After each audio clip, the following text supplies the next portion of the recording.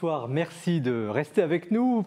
Après ces magnifiques images pleines d'espérance en direct de Notre-Dame, nous sommes maintenant à la Procure, donc pas très loin, place Saint-Sulpice à Paris, la Procure qui coproduit avec Le Jour du Seigneur et KTO l'émission L'Esprit des Lettres. Et nous restons en quelque sorte dans l'élan de cet début de Semaine Sainte avec un thème dont on n'aime pas forcément toujours parler, la souffrance et la mort. Bien sûr, les chrétiens lui donnent un sens, mais beaucoup ont du mal à comprendre, à admettre ou à saisir. Et les trois livres que nous présentons ce soir, alors trois auteurs qui sont sur le plateau, apportent des réponses plutôt solides. Tugdual-Hervil, bonsoir. Bonsoir. Alors, vous publiez chez Salvator La bataille de l'euthanasie, enquête sur les 7 affaires qui ont bouleversé la France. Donc, c'est un remarquable essai, comme je le disais, qui rappelle des affaires assez dramatiques. On se souvient de l'affaire Malèvre, Vincent Imbert, Chantal Sébir, pour n'en citer que 3, on y reviendra, qui ont en général été présentées à l'opinion publique comme des situations d'une souffrance extrême, presque insupportable, où on avait l'impression que vraiment l'euthanasie était quasiment la solution humaine. Et justement, semblait, parce que vous décortiquez toutes ces affaires, vous démontrez la manipulation médiatique, et également les dégâts humains que ces affaires, en définitive, opèrent sur ceux qui restent. Donc finalement, personne ne s'en remet. Donc c'est un ouvrage, je pense, capital, et nous allons voir pourquoi. Père Denis Bijoux-Duval, bonsoir. Bonsoir. Alors, vous êtes prêtre du diocèse de Dijon, on verra tout à l'heure un peu dans le détail vos activités, et vous présentez un livre qui s'intitule « Faut-il encore se soucier du salut des âmes ?» et le sous-titre, qui est quasiment un autre livre, « L'urgence de l'évangélisation ». Et en théologien, vous expliquez pourquoi l'Église, d'une certaine manière, s'est arrêtée de convertir. Mais vous examinez aussi les conséquences de cette situation et ce silence, que vous appelez le silence sur le salut des âmes. Alors le thème paraît un peu ringard, mais vous réhabilitez ce thème avec brio, sans tomber non plus dans le piège janséniste. Et je crois que ce thème et ce livre sont décisifs pour l'avenir de l'Église. Donc la mort qu'on a voulu donner, après la mort, et puis Étienne Séguier, bonsoir. Bonsoir. Journaliste à la vie, la mort du Christ en croix. Vous publiez chez Empreinte vraiment un opuscule. Il n'est pas épais, mais il est intense. Une méditation sur le chemin de croix, intitulée « Traverser les épreuves », où vous relisez de façon assez personnelle, mais aussi très moderne, cette passion, quasiment de façon intime, mais comme quelqu'un d'aujourd'hui et de votre âge pourrait la lire. Et je crois que dans les temps d'incertitude que nous traversons, la plume que vous avez trempée, je pense, dans une encre qui a connu l'épreuve, n'est pas du tout théorique, mais elle apporte beaucoup, et beaucoup de finesse aussi d'analyse. Je crois que ce livre court apportera beaucoup. Donc, vous voyez, la soirée s'annonce absolument passionnante. Et puis, comme chaque mois, nous commençons ce débat, cette rencontre, ces échanges, en feuilletant les pages de l'actualité du libraire qui sont présentées ce mois-ci par François Maillot.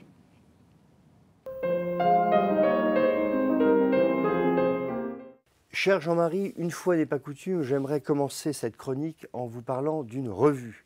La revue Prier se relance, et elle se relance sous l'impulsion de Xavier Accart, dans une veine résolument chrétienne, résolument catholique, ce qui est tout à fait pour nous réjouir. Et Prier nous propose un hors-série sur la prière des heures. Alors la prière des heures, c'est cette prière qui rythme la journée, de matine accomplie en passant par différentes heures, dont l'aude, dont vêpres. Et c'est en fait un moyen extraordinaire de prier avec toute l'Église, parce que c'est la prière liturgique de l'Église.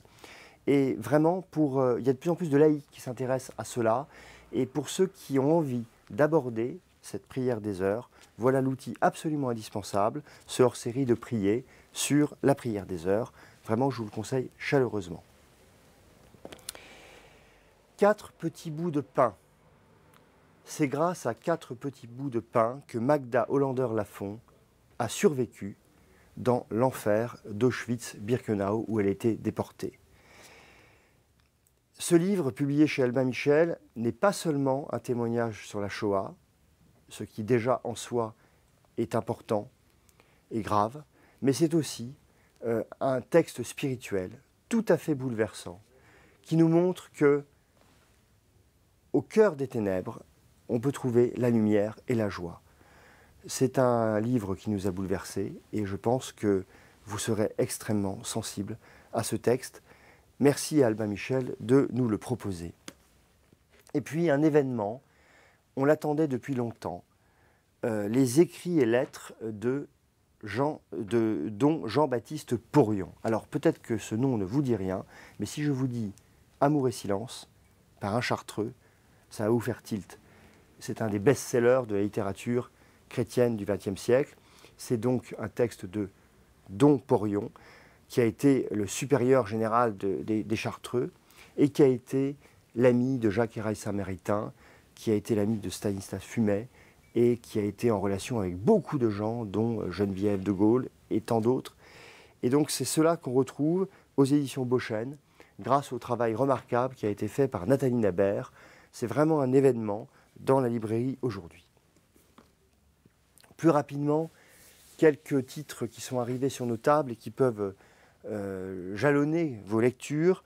La sagesse de la croix, en carême, cela s'impose, un nouveau livre de Joël Guibert, le père Joël Guibert, aux éditions de l'Emmanuel.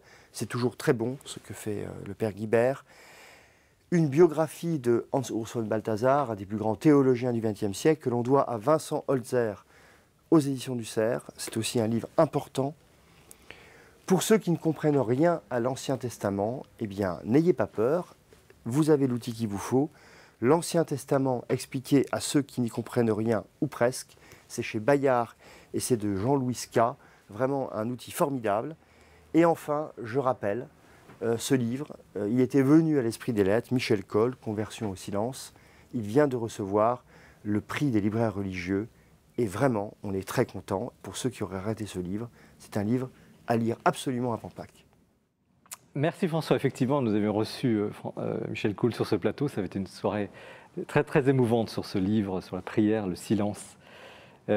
Tugdual Derville, vous êtes, avant d'entrer dans le livre, vous allez nous dire un peu qui vous êtes, parce que vous êtes secrétaire général de deux associations, je crois, À Bras Ouverts, et puis l'association Vita, ex-Alliance pour la Vie. Alors, en deux mots, que font ces associations? Alors, je suis plus précisément fondateur d'À Bras Ouverts il y a déjà 25 ans, donc je suis retraité d'À Bras Ouverts. Mais je bénéficie de toutes les grâces de cette association qui accueille des enfants handicapés, donc À Bras Ouverts, mais je n'en suis plus responsable. Et puis je suis délégué général d'Alliance Vita, qui s'appelait avant Alliance pour les droits de la vie, voilà, et qui a deux actions principales. La première, c'est de venir en aide à des personnes qui sont confrontées à toutes ces épreuves, ces drames, qui ressemblent pour certains à ceux que j'évoque dans le livre, et de début de la vie ou à la fin de la vie. Oui. Et puis on essaie de sensibiliser le public et les décideurs à des lois qui accompagnent, respectent la vie, qui encouragent par exemple les soins palliatifs, plutôt que l'acharnement thérapeutique que nous récusons, ainsi que l'euthanasie qui ne nous semble pas la bonne solution face à toutes les souffrances. En tout cas, en France, vous êtes l'association qui est la plus combattante sur le sujet.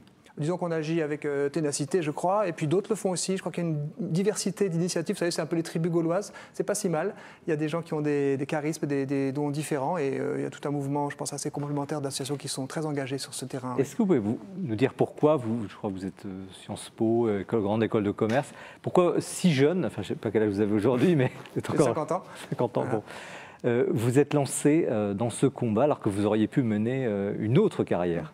Pour moi, ça a été la rencontre avec un petit garçon très lourdement handicapé que j'ai rencontré à Lourdes quand j'avais justement 20 ans et qui ne parlait qu'avec les yeux, et j'ai été émerveillé par son humanité. J'ai vraiment été saisi de joie de voir que ce petit Cédric, au fond derrière le mur d'un handicap qui le rendait totalement incapable de faire quoi que ce soit par lui-même, eh bien, il avait cette humanité si profonde. Et pendant les conversations que j'avais avec lui, où il ne répondait que par oui, petit battement vertical et non petit battement horizontal, je me disais, mais c'est incroyable, je ne ferai jamais d'aussi beaux voyages que des voyages en humanité. Je passe les détails de fil en aiguille, j'ai fondé le camp À Bras Ouverts, j'ai travaillé chez les Petits Frères des Pauvres après mes études. Et c'est cette rencontre qui a tout changé dans votre vie. Ça a fait basculer ma vie, je m'en suis rendu compte. Je pensais que ce bonheur-là, je ne le retrouverais plus jamais. Et à chaque fois que je faisais de nouvelles découvertes d'amis, d'enfants, de jeunes, aussi de personnes âgées touchées par la dépendance, j'éprouvais le même émerveillement. Alors, sans angélisme, parce que j'ai aussi été témoin, et comme chacun, que la dépendance, le handicap sont source de beaucoup de souffrances, parfois de séparation, parfois de suicide. J'en ai même été parfois témoin. Mais pour ma part, c'était cet émerveillement. Et l'idée qu'au fond, il y avait comme des murs qui séparaient des prétendus handicapés, mais que créer des liens, des ponts, pouvait rendre heureux les uns et les autres. En tout cas, c'est comme ça que ma vie s'est construite. En tout cas, voilà. vous parlez de cette expérience-là. Vous n'êtes pas un philosophe en chambre ou un théoricien, vous avez vraiment, vous pratiquez ce monde. J'ai cette expérience, mais j'ai aussi celle de mes propres limites. Moi, je suis dyslexique. J'ai eu beaucoup de mal à avoir mon bac, par exemple. J'ai fait des études après, mais au fait, Sciences Po, l'ESSEC. Oui, mais je me suis rendu compte qu'au fond, c'est peut-être mes échecs ou des faiblesses qui demeurent, parce qu'on est dyslexique, on est vraiment. Ces limites, les talents, c'est important, et je pense que c'est important d'accueillir ces talents. Mais toute cette face difficile, un peu sombre, un peu cachée, c'est ce qui tient debout pour moi. C'est-à-dire, c'est l'accueil de ma vulnérabilité.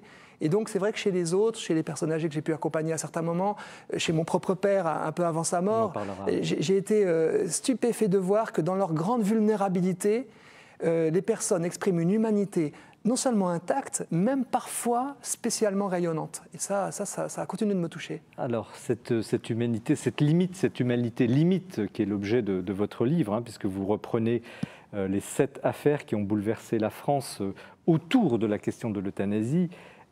Avant d'entrer dans le détail de ces affaires et de ce que vous dénoncez avec beaucoup d'arguments, c'est un livre extrêmement crédible, c'est une enquête vraiment très solide.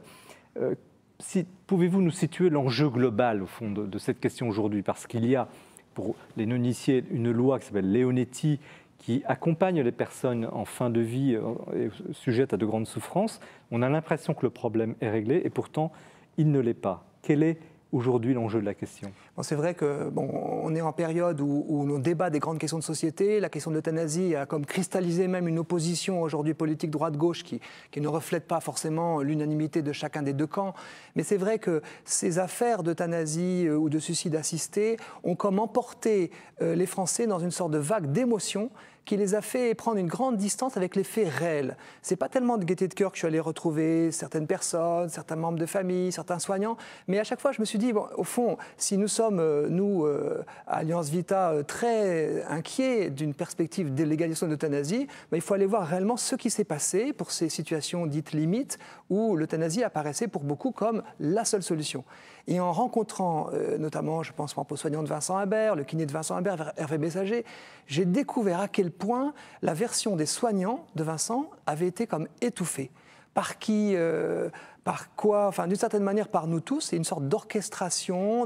Puisque vous parlez de Vincent Imbert, rappelez-nous les faits en quelques mots. Vincent Imbert était un jeune homme qui avait été accidenté de la route de manière extrêmement grave. Sa mère, qui s'est affairée auprès de lui dans un centre où il sortait progressivement de son coma, a découvert qu'il avait cette capacité de communication, avec notamment les doigts, et a pu rétablir avec lui cette communication. Et puis, cette histoire s'est emballée avec une lettre qu'on dit que Vincent a pu écrire, et puis ensuite un livre. Et ce livre... Une lettre où il demandait d'en finir. Il demandait, au président de la République, selon une dialectique qui n'est pas forcément la sienne. Vous avez le droit de grâce, je vous demande le droit de mourir. Rien que cette formule-là, je la mets avec beaucoup de guillemets, je ne la mets pas forcément dans sa bouche. Mais sa mère, dans un moment finalement assez classique qu'on peut connaître dans une sortie de coma où la mère et l'enfant sont comme fusionnels, où il faut à un moment donné dépasser ça dans un ailleurs. On lui propose une maison d'accueil spécialisée, elle n'en veut pas. Ça fait partie aussi de la souffrance d'une mère qui peut-être se dit un ailleurs n'est pas possible, séparée de ce fils qu'elle sert et qu'elle aime avec beaucoup de courage. Elle annonce sur TF1 qu'elle va passer à l'acte. 3 jours après, elle injecte des barbituriques dans sa sonde de gastrostomie, et le lendemain, le livre sort. Et le livre, je l'ai lu, et le livre, il annonce que Vincent serait mort le jour où ce livre sortirait. À l'époque, d'ailleurs, il y a un certain nombre de quotidiens, d'organes de presse, pas forcément chrétiens, je pense le quotidien du médecin, par exemple, qui publie des articles qui s'interrogeaient quand même le sens de ce passage à l'acte. Puis après la mort, administrée 2 jours plus tard par un médecin, par injection létale, s'interrogeant sur ce qui s'est passé, est-ce qu'il n'y avait pas moyen d'éviter ça? Et puis il y a quand même un emballement qui s'est fait et qui a fait que finalement, Marie Imbert, qui était certes une mère courage, a été présentée comme l'archétype de la mère qui donne la mort par amour, comme si Vincent n'avait plus rien à vivre, comme si sa mort était préférable à sa vie. Et le kiné de Vincent a écrit, quelques jours après sa mort, un magnifique hommage où il explique à quel point il est dégoûté de voir la façon dont on le présente, que les handicaps qu'on dit qu'a Vincent ne sont pas ceux qu'il a en réalité. Et ça m'a stupéfait. Je dirais même, ça s'entend peut-être, ça m'a mis dans une certaine colère, en me disant comment se fait-il que nous nous soyons laissés abuser par une version qui peut s'expliquer par l'autojustification, par la fusion mère-enfant, par ça, et qu'il n'y ait pas eu vraiment d'enquête officielle, parfois de la police, mais pas forcément de la police, journalistique, et j'ai fini par la faire, qui essaie de dire vraiment qu'est-ce qui s'est concrètement passé. Et c'est l'apport de ce livre, justement. Mais quel est l'état des lieux aujourd'hui? Il y a eu ces affaires, hein, on va peut-être encore détailler après, mais on dit aussi qu'il y a des injections létales, ces injections qui donnent la mort, qui sont régulièrement pratiquées dans les hôpitaux. Qu'en savez-vous? Alors, vous avez entendu comme moi l'affaire de Bayonne du mois d'août dernier, où effectivement on a mis en examen un médecin qui avait pratiqué, d'après l'état de l'enquête, plusieurs injections létales. Je crois, nous espérons que finalement ces injections sont plus rares qu'elles n'ont pu l'être il y a quelque temps, à partir du moment où la loi fin de vie a reprécisé, la loi Leonetti, oui, de 2005, a reprécisé qu'il fallait récuser l'acharnement thérapeutique, qu'on appelle plus précisément les traitements disproportionnés, ou l'obstination déraisonnable, et en même temps l'euthanasie. Et que le droit d'accès aux soins palliatifs, déjà prévu en 99, loi de 99, réaffirmé en 2002 dans la loi sur les droits des patients, eh bien, ces soins palliatifs devaient être accessibles pour tous.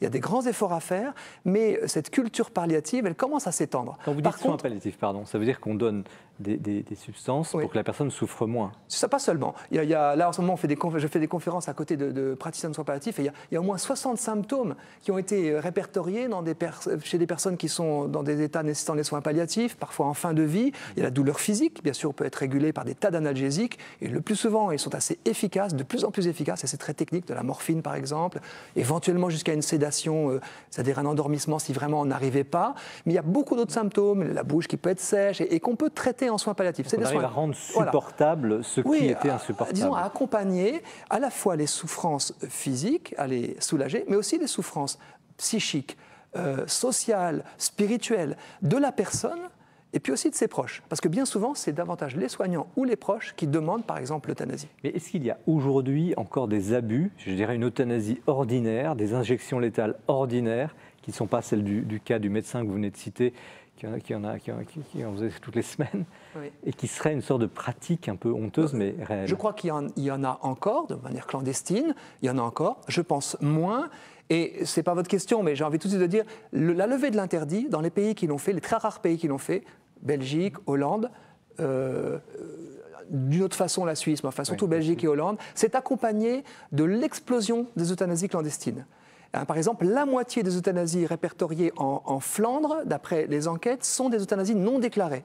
C'est-à-dire qu'à partir du moment où dans la tête des soignants ou peut-être des proches, on se dit voilà, une personne en fin de vie, le passage à l'acte euthanasique est possible, est légal de manière encadrée. On le fait de manière qu'on prétend encadrée, mais on le fait aussi d'une manière clandestine. Et donc pour nous, c'est très important d'entraîner notre pays, comme il l'a fait par la loi fin de vie, imitée par l'Espagne et d'autres pays d'ailleurs, vers la culture palliative, c'est-à-dire ne pas empêcher la mort d'advenir, ne pas ralentir artificiellement les choses, ne pas la provoquer non plus. Tout dépend de l'intention. Et ça, c'est vraiment quelque chose, on le voit bien dans ces situations où la mort a été administrée, que ce soit par suicide, que ce soit par euthanasie, la violence que c'est pour la personne, pour les proches, pour les soignants qui ont pu pratiquer ces actes. Est-ce que vous pourriez, à partir de ces 7 affaires différentes, nous dresser un peu un schéma type? On ne va pas entrer dans le détail médical, mais bon, la mort. Non, alors, il y a des associations qui se mobilisent autour de ce qui reste, qui militent pour, etc. Oui. Quel est un peu le schéma typique le schéma d'une affaire, parce que j'ai plusieurs façons de le dire, et là je m'interroge comment je vais répondre en peu de mots à une question qui est importante et complexe. Au fond, dans ces affaires, en tout cas, il y a eu d'abord un emballement audiovisuel qui a profondément marqué les esprits par l'émotion, les larmes et la souffrance. Parce qu'il y a une vraie souffrance dans ces drames familiaux, c'est vrai. Après cet emballement audiovisuel, la presse écrite, en général, a pu dire plus précisément ce qui s'était passé. Je donne un seul exemple, Chantal Sébir, par exemple, qu'on a vu avec son esthésio-neuroblastome, ce cancer du sinus très visible, très impressionnant. Elle a dit beaucoup de choses de manière courageuse et fausse.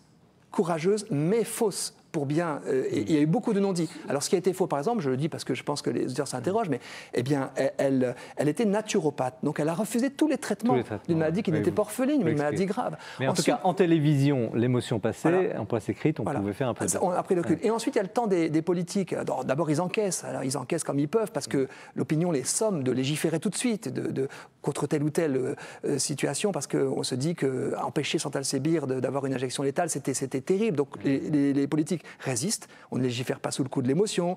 On ne légifère pas sous l'exception. Et les associations font une pression terrible en utilisant ces situations limites, mais qui ne résistent pas à l'analyse, c'est ce que j'ai voulu montrer. Manipulation, vous le mettez en évidence. Parce que ce qu'elles veulent vraiment, c'est le droit au suicide médicalement assisté. C'est l'idée que tirer sa révérence quand je suis debout, droit, en pleine possession de mes moyens, voilà une façon qui est mon droit de quitter l'existence. J'essaie d'être fidèle à ce qu'elle pense. Et en fait, derrière cette idée d'une ultime liberté personnelle, se dissimule la menace d'une pression collective de rejet de celui qui deviendrait incontinent, dépendant à tel et tel niveau et qui aurait perdu, d'après le regard des autres, son humanité. Et c'est ça le grand risque. Ce qui est frappant, c'est quand même que vous dites à plusieurs reprises que ces associations, finalement, ont perdu malgré tout. Parce qu'il y a eu des retournements de situation. On a l'impression que tout ça est allé dans le sens de l'euthanasie et finalement, vous démontrez que peut-être pas et que ça a renforcé les soins palliatifs. Peut-être que le grand mérite, par exemple, de l'affaire Imbert, si douloureuse, et moi je regrette toujours que Vincent Imbert n'ait pas pu vivre, la vie qu'il était en droit de vivre, hein, mais eh bien, derrière cette affaire, il y a eu cette mission Leonetti qui a approfondi, qui a étudié et qui a essayé de montrer aux Français qu'ils ne l'ignorent encore, hein, parce que 68% des Français ignorent que l'acharnement thérapeutique est interdit par la loi. Donc, montrer aux Français que refuser l'acharnement thérapeutique, ce qui est bien légitime, ne veut pas dire épouser la cause de l'euthanasie, mais qu'on a justement ces soins palliatifs. Donc, les affaires ont permis finalement aux politiques de réagir, de communiquer. La justice a fait son travail dans plusieurs des affaires.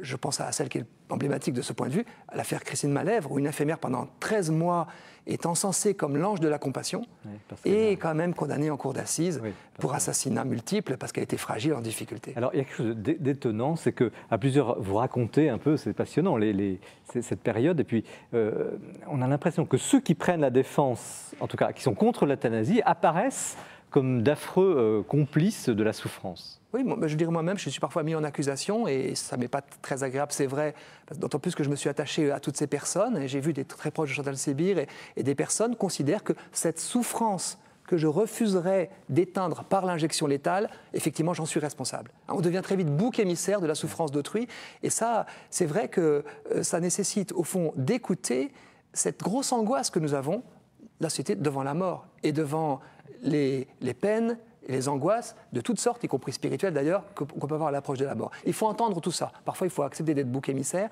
mais laisser croire que l'euthanasie par injection létale ou par d'ailleurs abandon délibéré de traitements visant à faire mourir, ça serait la mort douce. Euthanasie, la bonne mort, c'est vraiment une énorme supercherie. C'est comme si on disait que le suicide est la mort douce alors qu'on en souffre de ce suicide de nos proches. Étienne Ségué, comme journaliste, ça vous surprend ce fonctionnement un peu où on va attaquer ceux qui ne sont pas pour l'euthanasie. C'est vrai que les médias, on aime bien avoir un pour-contre. Hein. Souvent dans les rédactions, on cherche le pour-contre et on aime bien avoir une confrontation, mais c'est une confrontation qui joue souvent la caricature. Et en même temps, je vois que nos lecteurs aiment bien maintenant aussi, alors à travers l'écrit, je crois que vous valorisez l'écrit. Le temps de l'écrit, c'est le temps qui permet de prendre un peu de recul et de mettre un petit peu de nuance. Il y a moins le support de l'image qui déclenche de l'émotion. Et là, je crois que l'écrit a un vrai rôle à jouer. Père Bijoux-Duval, comme théologien, comment vous voyez cet engagement d'un homme, d'un laïc, sur ce terrain très très difficile où j'imagine que vous avez pris beaucoup de coups. Comment vous évaluez ça ? Je pense que c'est un des problèmes typiques où on voit à quel point les questions métaphysiques, religieuses interfèrent avec les questions sociales et politiques. Et où véritablement, je pense qu'on est appelé à rentrer toujours davantage dans une conception de la laïcité qui soit ouverte à ces dimensions-là. Parce qu'il est clair qu'on est face à des conceptions de l'existence par rapport, quand on débat sur la mort nous appartient-elle et derrière ça la vie, à quel titre nous est-elle confiée, etc. Et comment combattre intelligemment ? Je ne dis pas que vous ne le faites pas, je crois que vous le faites vraiment très précisément. Est-ce que l'Église ne peut pas s'engager encore plus sur ce terrain ? Alors, évidemment, quand on parle de l'Église, il faut savoir exactement de quoi on parle, mais il me semble que précisément toutes les associations chrétiennes, et d'ailleurs qui accueillent aussi, y compris des incroyants qui sont sensibles aux valeurs humaines qui sont en jeu, elles sont aussi éventuellement l'Église, enfin elles sont aussi lieu de présence des chrétiens. C'est clair que la parole, disons, de l'institution ecclésiale est importante aussi parce qu'elle a un rôle à la fois de repérage pour les chrétiens et puis elle garde un poids symbolique, me semble-t-il, important dans les débats de société. Est-ce que ça vous paraît être un débat perdu, Tugdual Derville? Est-ce qu'on a l'impression quand même qu'à terme, l'euthanasie arrivera? Par certains côtés, il est déjà gagné. Par certains côtés, parce que la vie, je dirais, a gagné, parce qu'aussi on doit avoir la confiance dans le fait que l'homme progressivement humanise son regard sur la vie. Quand on voit les grands progrès qui ont été faits pour respecter les enfants, par exemple, lutte contre l'esclavage, la peine de mort qui devient de plus en plus rejetée, l'aversion pour la guerre, il y a d'énormes progrès dans le sens de la vie. Nous devons nous-mêmes la vie au progrès de la médecine, pour beaucoup. Nos mères sont moins mortes en couches qu'elles n'auraient subi ce type de catastrophe il y a quelques dizaines d'années. Techniquement parlant, mais politiquement, est-ce que le combat n'est pas déjà perdu? Il peut y avoir un sentiment d'un tsunami culturel, mais je trouve que le fait qu'en 2001 et 2002, deux pays aient légalisé l'euthanasie et que plus de 10 ans après, on en soit là en France avec une loi fin de vie, avec un mouvement de soins palliatifs qui a des sensibilités multiples sur le plan politique, aussi bien à droite qu'à gauche et qui aussi résiste, je pense que c'est quand même bon signe. Peut-être qu'il y a eu progressivement, et j'ai essayé de le décrire, quelques, au fond, comme des piqûres, des vaccins chez des politiques qui petit à petit se sont dit on ne va pas se laisser emporter à la première vague. Donc effectivement, ils font un peu le gros dos, ils sont politiques, ils donnent une ou deux phrases, la vie n'appartient pas aux politiques, par exemple, c'est une phrase emblématique que j'ai entendue. Et puis petit à petit, on creuse. Donc notre espérance, c'est que si on tient énormément, on finira, si on tient le mieux possible avec ténacité, on évitera non seulement la dépénalisation ou la légalisation, mais aussi toutes les dérives que dans les pays qui ont ouvert cette porte, on observe. Parce que la porte entrouverte, c'est très vite la porte battante. Je pose la question aux théologiens, qui doit décider en dernière analyse, qui a l'autorité de prendre de telles décisions dans un pays? Est-ce que c'est, je dirais, les autorités morales, l'Église ou autres? Est-ce que ce sont les politiques? Est-ce que ce sont les associations? Est-ce que ce sont les médecins qui sont en première loge? C'est vrai que derrière ça, il y a plusieurs questions qui sont posées. Il y a la question religieuse, parce que indubitablement la conception de la vie dépend aussi de la foi, des croyances. Et puis il y a aussi tout un domaine qui a été beaucoup remis en cause, mais qu'il est nécessaire aussi de retrouver et de réveiller, qui est celui de ce que classiquement on appelait la morale naturelle, c'est-à-dire le fait qu'il existe un sens humain du bien et du mal, un sens humain de ce qu'est l'homme et de sa dignité, et qu'il y a de ce point de vue-là des dimensions de respect envers l'homme et envers sa dignité qui peuvent traverser la diversité des croyances parce qu'elles s'enracinent tout simplement dans le fait que nous sommes des hommes. Alors c'est vrai qu'ensuite, en tant que chrétiens, on rattache cette dimension de la loi naturelle au mystère de Dieu en tant que créateur. Mais en réalité, il y a énormément d'hommes et de femmes qui adhèrent au grand principe finalement de l'éthique naturelle. Vous êtes d'accord avec ça, Étienne Ségué? Je trouve qu'on vient de vivre une décennie qui est après l'an 2000, où on est moins dans l'illusion de tout maîtriser, la maîtrise du progrès.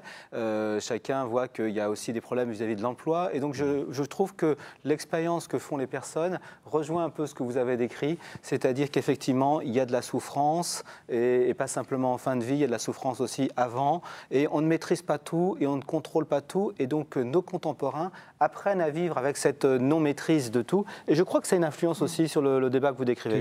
Vous êtes d'accord avec cette évolution? C'est vrai, je pense qu'on parle d'accouchement plus naturel. Eh bien, la mort naturelle, ça fait partie aussi de l'existence d'un être humain qui, au fond, contrairement aux animaux, et c'est toute la différence, je dirais, prend soin d'autrui, sans s'autoriser ce passage à l'acte qui change complètement la donne. Et les expériences d'instants précieux vécus par les personnes, ou ce qu'on appelait dans le bon sens populaire les temps de rémission, sont assez extraordinaires. J'entends des personnes qui au-delà de toute croyance, peuvent exprimer le sentiment d'accomplissement qu'elles ont lorsque, en soins palliatifs, dans des services, dans une unité à domicile ou simplement dans des bons services hospitaliers où on s'attache à cette culture palliative, eh bien, on a pu accueillir, je dirais tranquillement et paisiblement, l'heure de la personne, qui n'est pas mon heure. Alors c'est vrai qu'on a envie de faire des projets, de réussir telle ou telle chose, et cette espèce de performance accélérant les choses et nous mettant sous pression, peut être contradictoire avec le temps à laisser à celui qui s'en va. Et qui, mystérieusement, à sa façon, va partir, va mourir, pour utiliser le mot, au moment qui est le sien, qui lui appartient. Et qui n'est pas un moment ni suicidaire, ni où autrui a pris le pouvoir sur lui par une injection létale, mais qui est un moment qui souvent est extrêmement fort de sens par ce qui a pu être partagé. Un Marie de Henzel qui dit « ceux qui vont mourir nous apprennent à vivre ». Pas dans une dimension forcément religieuse, même s'il ne faut pas exclure la religion de tout ça, dans une dimension extrêmement humaine et personnelle, il y a un passage de témoin de vie lorsque la mort peut être accompagnée le plus naturellement possible. Sans être indiscret, parce que c'est ma dernière question, vous racontez justement au début du livre et à la fin la mort de votre propre père, je crois, qui a aussi joué un rôle dans ce livre peut-être. Moi, j'ai été assez émerveillé de voir qu'effectivement, ce que je pouvais accompagner chez d'autres, vous savez, quand on est confronté soi-même, ça change tout, et bien de découvrir qu'effectivement, ce sentiment d'accomplissement, en tout cas, je ne vais pas aller dans les détails, mais pouvait m'habiter en me disant, dans le temps de sa très grande vulnérabilité, j'ai découvert un tout autre visage de mon père que pourtant j'aimais, avec lequel j'avais des relations très fortes avant, mais là, ça a été d'une intensité très particulière, à la fois dans la tendresse, dans la présence, dans les échanges, à tout niveau, et y compris dans son dernier temps où il ne pouvait plus s'exprimer, une présence qui effectivement avait quelque chose d'extrêmement apaisant. Et c'est vrai que quand j'entendais, pour revenir à ces affaires, les associations qui font la promotion d'euthanasie parlaient de mouroir pour les soins palliatifs, j'ai dit mais c'est qu'ils n'ont rien compris ou qu'ils n'ont rien voulu comprendre. Et les personnes qui sont auprès de patients en fin de vie, quand c'est accompagné dans le grand respect de leur dignité, qui ne s'évanouit pas jusqu'au dernier instant, peuvent vraiment également vivre des temps assez stupéfiants et pleins de vie, où cette densité au fond du temps, quelques secondes, quelques minutes, quelques heures, peuvent avoir plus d'impact dans la relation que des années et des années de relations qui pouvaient être un peu convenues. Tugdual, merci pour ce témoignage, parce que ce livre est aussi un témoignage, puisque vous démarrez par cette expérience du temps, de l'heure qui arrive, et qui est aussi une enquête très très solide. On a survolé, mais je crois que vous avez là l'essentiel. En tout cas, c'est un livre, je crois, qui est un livre de référence sur ce sujet-là, et qui est surtout très utile parce que vous revenez, effectivement, vous démontez et vous expliquez que les choses n'étaient pas si émotives, aussi simples que ça. Alors, voilà, c'est un sujet très sensible, très très humain, très touchant. Et on voit aussi là que l'Église n'est pas sur une autre planète, qu'elle peut être vraiment dans des endroits. Elle est très incarnée, cette Église. Et le coup de cœur que Bertrand Deschamps nous présente à l'instant au sujet d'un père blanc assez extraordinaire, dont vous connaissez le nom, le démontre.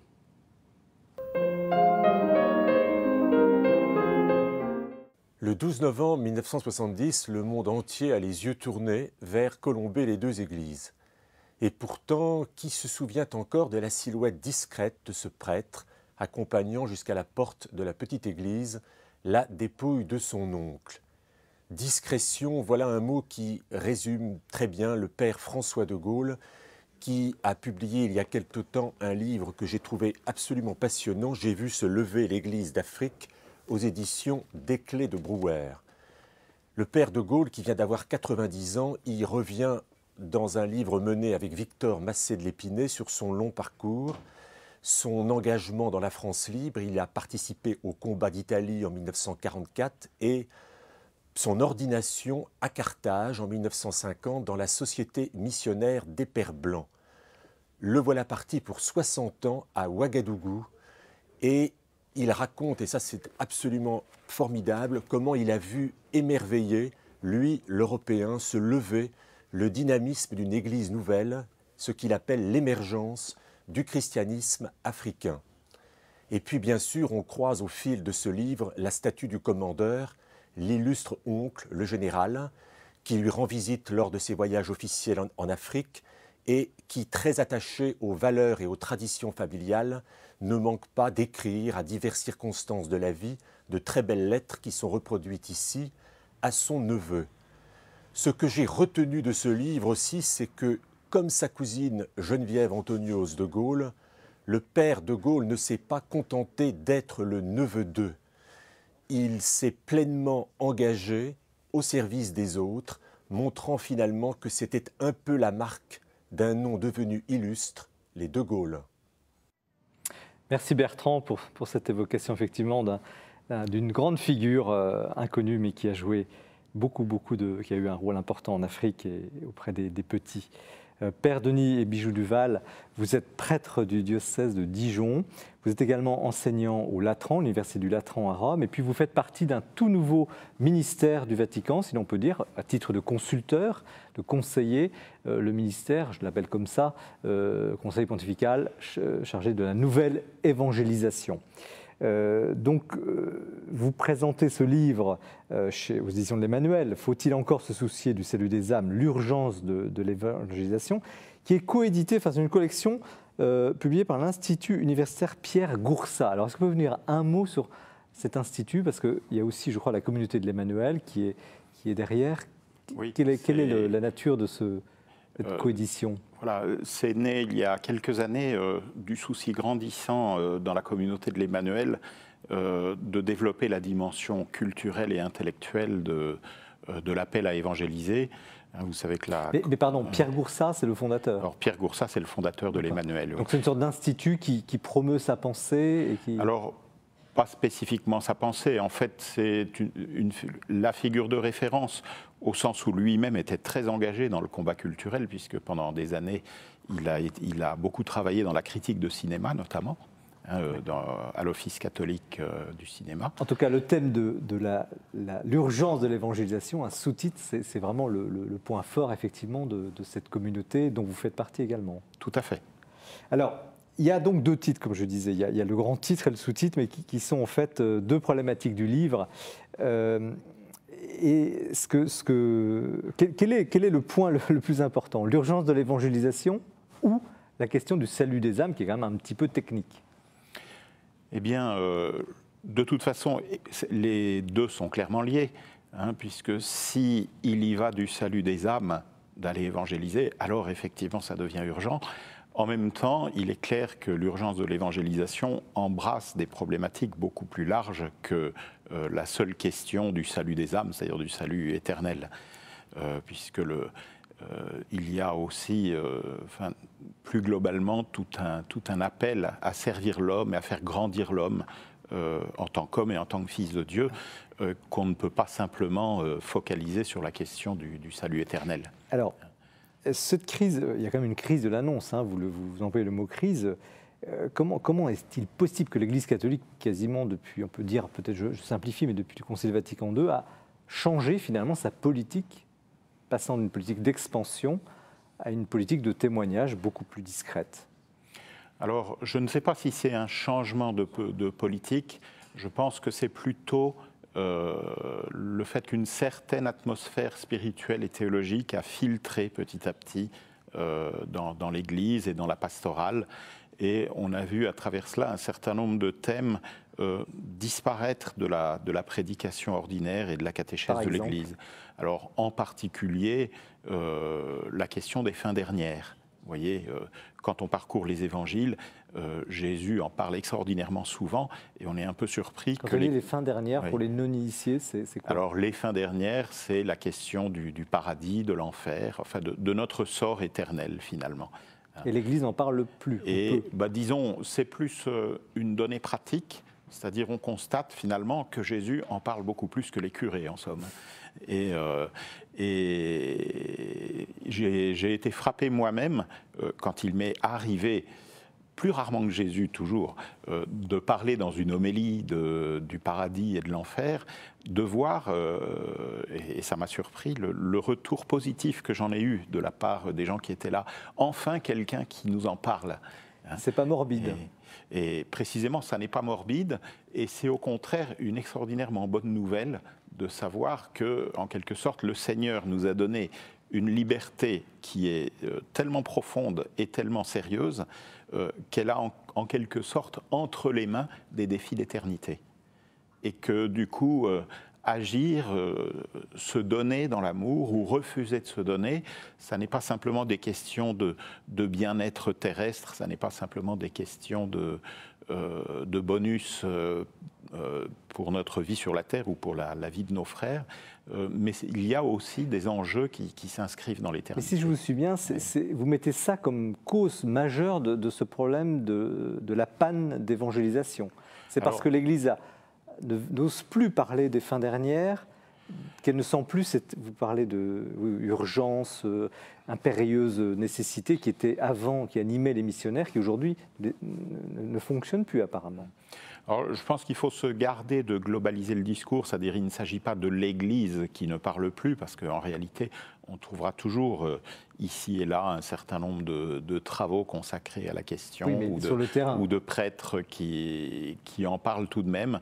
Mais c'est vrai que statistiquement, il s'agit de thèmes qui sont beaucoup moins abordés que par le passé, et en particulier dans les deux domaines qui concernent le plus les chrétiens, c'est-à-dire la prédication et puis aussi la catéchèse. Mais on a l'impression que l'Église se satisfait d'un certain échec, au fond, de l'évangélisation. Parce que ça n'est plus un problème de ne pas réussir. Ce que ne pensent pas, par exemple, des évangéliques qui, eux, sont extrêmement, je dirais, professionnels, peut-être trop d'ailleurs, dans ce domaine-là. Je pense, s'il s'agit de l'Église dans son mystère, elle ne peut pas se satisfaire des échecs missionnaires. Elle est simplement appelée à, peut-être à les lire d'une façon plus distanciée. Vous voyez, peut-être qu'une des questions qui a pu nuire précisément à ce problème du salut des âmes, c'était un petit peu une sorte de surdramatisation. Vous voyez, en gros, le monde va vers la perdition, alors il faut au moins aller en repêcher quelques-uns qui puissent être sauvés. Et en réalité, il s'agit fondamentalement de la vision janséniste des choses, c'est-à-dire une sorte de regard extrêmement pessimiste sur notre monde. Et puis, du coup, l'urgence de l'évangélisation, mais qui devient l'urgence de sauver ce qu'on peut sauver dans un désastre général, quoi. Alors que le projet de Dieu, c'est clairement un projet qui rejoint l'humanité tout entière. Le Christ a donné sa vie pour tous, et c'était d'ailleurs le motif qui, au XVIIe siècle, a été celui qui a conduit à la condamnation du jansénisme en tant qu'hérésie. Ouais. En attendant, le résultat aujourd'hui, c'est qu'on a l'impression que l'Église n'a jamais été aussi en recul. On le voit dans des pays, par exemple en Afrique, Amérique latine, on a l'impression que l'Église est en recul par rapport aux évangéliques, par rapport à l'islam, à cause de ce que vous dénoncez justement. Alors, c'est clair que cette question des fins dernières, je pense que c'est important de lui redonner son statut dans les motivations missionnaires. Comme on le disait tout à l'heure, les motivations missionnaires sont plus vastes que cette question-là. Mais cette question-là a quelque chose de central, et parce qu'il est éternellement irréversible aussi. Et de fait, quand on lit toute la littérature de spiritualité missionnaire des siècles passés, c'est véritablement le sujet récurrent. Alors, est-ce que c'est par ce chapitre-là qu'il faut recommencer ou reprendre? Parce que c'est quand même un appel. L'urgence de l'évangélisation, ça veut dire on se retrousse les manches, on y va, si on comprend bien. Est-ce qu'il faut commencer par prêcher à nouveau sur ces fins dernières, l'enfer, le paradis, le salut de l'âme? Je pense qu'il y a déjà une démarche spirituelle que nous avons tous à faire, qui concerne en particulier les pasteurs, les missionnaires, mais en réalité tous les chrétiens, puisque tous les chrétiens sont appelés aussi à témoigner de leur foi dans leur vie quotidienne. Et cette démarche, elle regarde déjà cette capacité à rentrer en quelque sorte dans le cœur du Christ, c'est-à-dire de redécouvrir la soif que le Christ a de nous, de notre amour et de notre salut. Et ça n'est en quelque sorte en conformant son propre cœur au cœur de Jésus, en quelque sorte, qu'on se situe de la bonne manière. Parce que sinon, on peut tomber effectivement dans des attitudes, par exemple, propagandistes, prosélytistes, comme on dit aujourd'hui. Activistes. Mais pourriez-vous nous définir... Qui souvent, d'ailleurs, ne produisent le contraire de... Oui. Quelle est la différence entre l'évangélisation active que vous souhaitez et le prosélytisme ? Dans le prosélytisme, vous avez une volonté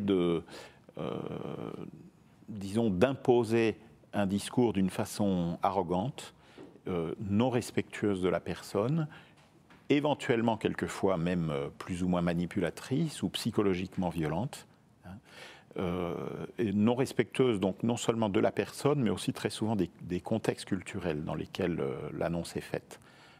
Donc avec quelque chose qui quelquefois connote même un véritable mépris pour ces réalités culturelles ou religieuses préexistantes. Et alors que l'évangélisation, elle implique une annonce et qui, quand c'est possible, doit se faire explicite, mais c'est toujours de l'ordre d'une proposition, et une proposition qui est faite à la liberté d'une personne. Une personne qui donnerait sa foi parce qu'elle y serait plus ou moins contrainte par manipulation ou pression psychologique, en réalité, ça ne serait pas la vraie foi. Ce qui était le cas à une certaine époque. On faisait peur. Ce sont des dérives qui ont pu exister, effectivement, dont il ne faut pas croire non plus qu'elles aient été à ce point généralisées, mais qui, de fait, ont existé. Et c'était aussi à des époques où peut-être la sensibilité au respect de la conscience et de la liberté des personnes était moins développée. Alors on pouvait avoir jusqu'aux extrêmes, en quelque sorte, pour ceux qui auraient été contraints par force, le fait de dire eh bien qu'une fois qu'ils seraient au ciel, ils remercieraient leur bourreau de... Oui, c'est le cas extrême. Mais en attendant, comment reparler du salut des âmes ? Déjà, les termes sont techniques, déjà l'âme, bon, sans finalement faire peur, parce que ça veut dire, bon, quand même, ça veut dire à un moment donné, convertissez-vous, vous avez intérêt à vous convertir, ce que dénonçait d'ailleurs Kant, pareil, au passage. Mais comment sortir de ce problème-là ? Annoncer librement. Déjà... si j'ose dire, il ne faut pas avoir peur de la peur, au sens où, indubitablement, quand Jésus parle du paradis et de l'enfer, il cherche à nous inquiéter. Est-ce que le thème de l'inquiétude, voilà. Vous en parlez beaucoup. Il y a une saine inquiétude de ces choses-là. Alors, bon, si ça prend la forme violente de la peur, on est peut-être au-delà de ce qui est juste, mais une inquiétude qui renvoie au défi de l'existence et qui renvoie au fait de se dire, attention, notre vie, c'est du sérieux. Ça n'est pas de la rigolade, et derrière tel et tel choix que je fais, eh bien, il y a peut-être des enjeux d'éternité pour moi ou pour mes frères. Duc Alderville, vous êtes témoin de cette inquiétude auprès des personnes que vous avez pu accompagner ou... Oui, et aussi peut-être du grand contresens sur la miséricorde. Moi, ce qui me frappe beaucoup, c'est de voir combien de personnes imaginent que leurs fautes sont les lieux de leur perte assurée, surtout si elles sont découvertes par je ne sais quelle autorité spirituelle, alors même que c'est le lieu qui appelle à la plus grande joie au ciel dans la miséricorde. Donc j'ai tendance à penser que la miséricorde serait vraiment le diamant de pointe de la nouvelle évangélisation, surtout s'il s'agit de faire la vérité sur des lieux très profondément blessés, j'utilise le gros mot, par le péché. Après, je me disais, au fond, est-ce que cette loi naturelle, condition du bonheur, là je cite Jean-Paul II dans son introduction à l'évangile de la vie, n'est pas un des moyens d'entrer dans cette vie éternelle déjà commencée, et au fond de se dire, elle est déjà là. Et une façon peut-être d'examiner que je traverserai la mort dans des millénaires dont je verrai l'aboutissement dans l'éternité, parce que c'est déjà commencé. Oui, mais justement, le Père ne sera pas d'accord avec vous, parce qu'il dit attention, le salut à bon compte pour tous, bref, nous irons tous au paradis, ça n'est pas ça, hein, je vous ai bien lu. Alors, c'est clair. Non, c'est pas ce que je dis, mais quand vous dites bon, la miséricorde, etc., on a l'impression que Dieu finalement pardonnera à tous. En même temps, il est clair que le projet de Dieu, c'est d'offrir le salut à tous. Hein, et de ce point de vue-là, donc nul n'est exclu a priori du salut sans qu'il l'ait refusé par ses propres actes, par ses propres choix. Et à terme, puisqu'il est question de miséricorde, le drame, effectivement, s'il y a des damnés, c'est précisément qu'ayant connu la miséricorde, ils l'auront refusée.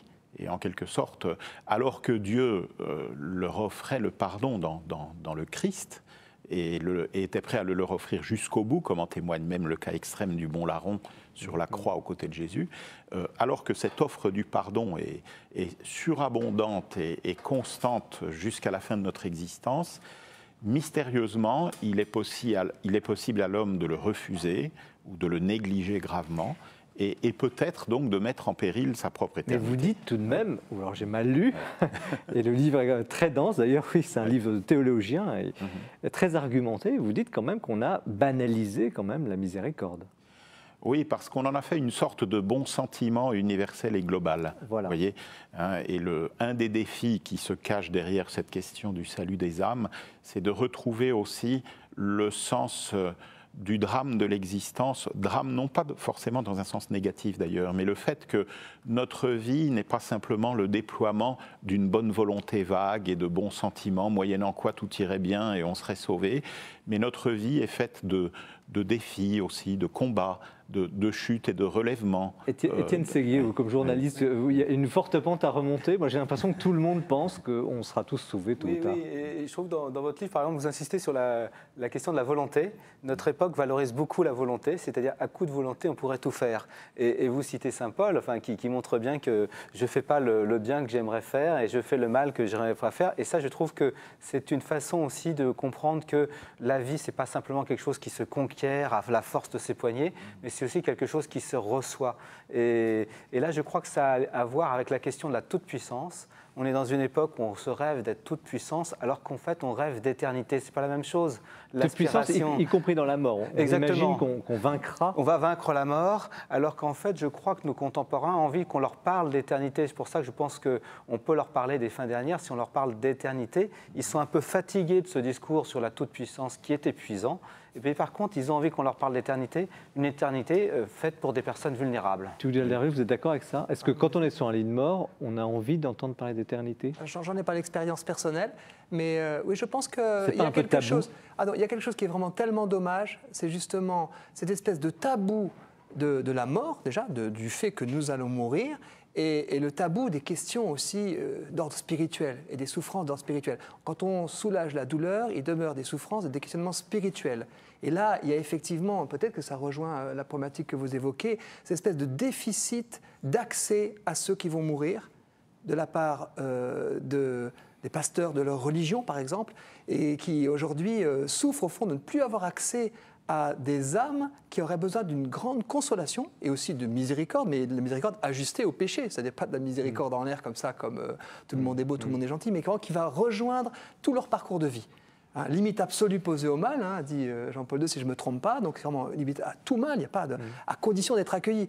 Pour moi, j'imagine que la sainteté, c'est l'accueil de la miséricorde. J'imagine comme ça, je me trompe peut-être, c'est une formule un peu raccourcie, mais effectivement, j'observe souvent que des personnes n'ont pas accès vers la fin de leur vie à celui qui va peut-être accueillir le plus lourd qu'ils ont apporté. Bien au-delà des douleurs physiques qui sont régulées, on peut l'espérer le plus souvent, des souffrances morales, mais quelque chose de beaucoup plus profondément spirituel qui est de remettre son âme finalement dans toute la pauvreté et la beauté aussi de... Père, dans votre expérience de pasteur, là, c'est plus le théologien que j'interroge, enfin sans entrer non plus dans l'indiscrétion parce que c'est des sujets tout à fait intimes, est-ce que vous avez vécu ce genre d'expérience où quelqu'un...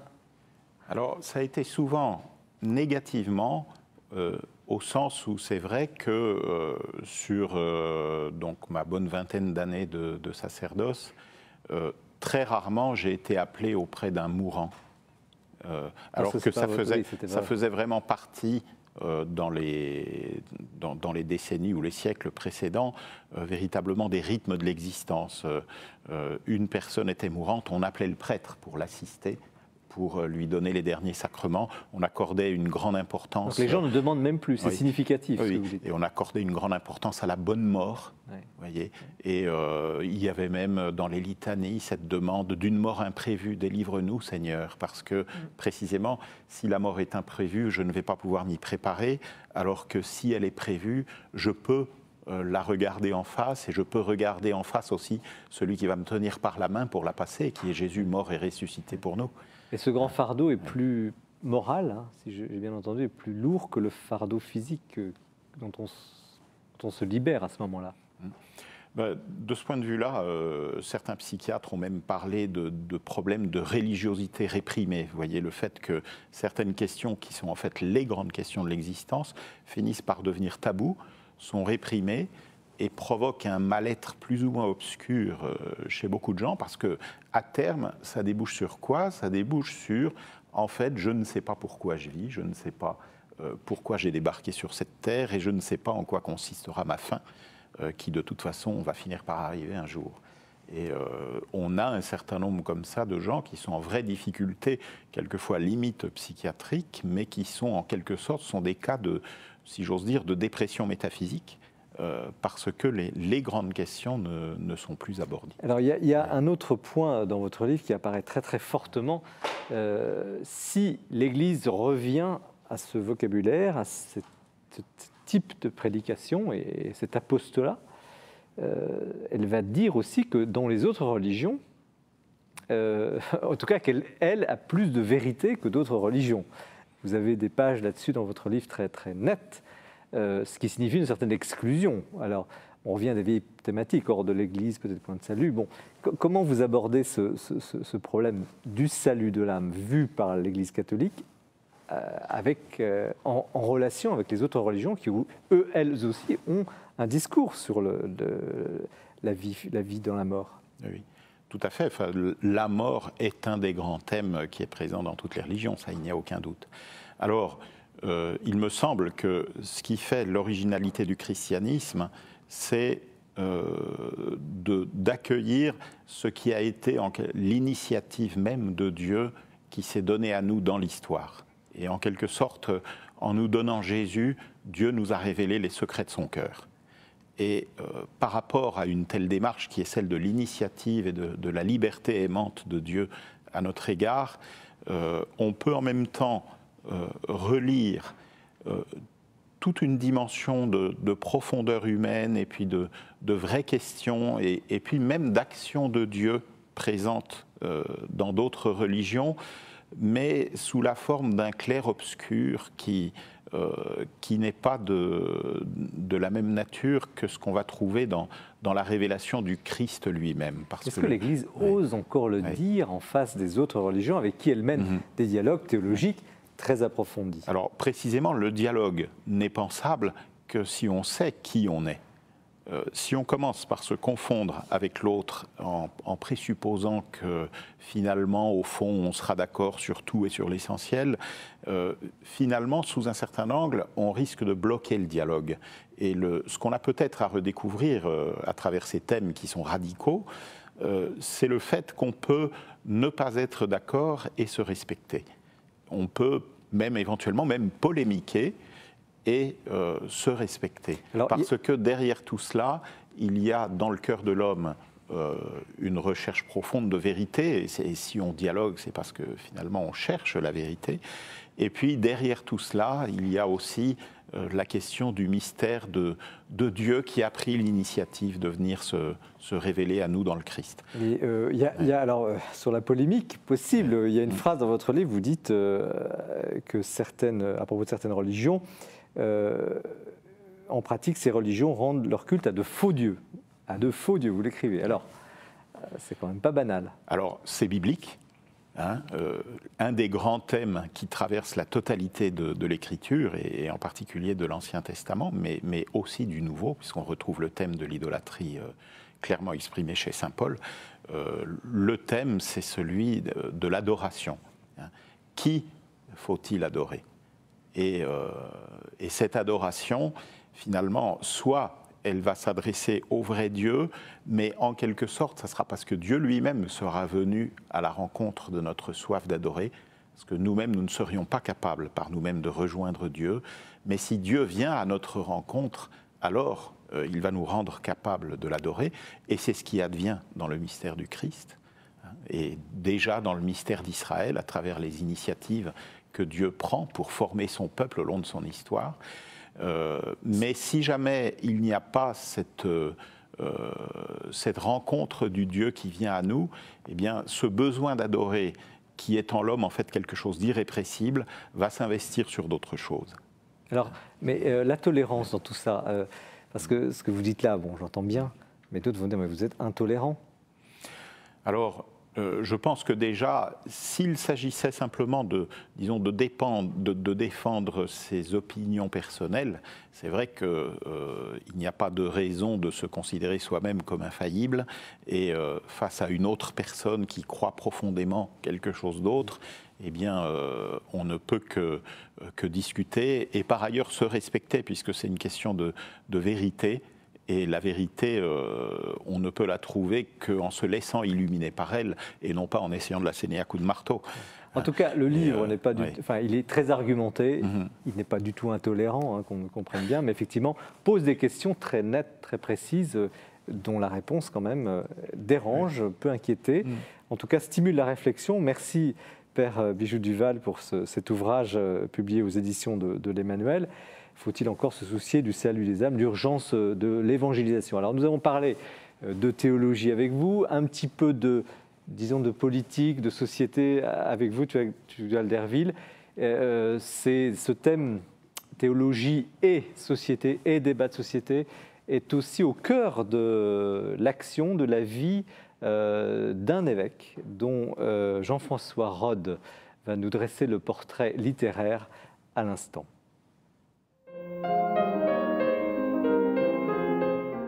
Je voudrais vous parler d'un auteur qui est un des évêques français les plus en vue, Monseigneur Claude d'Agens.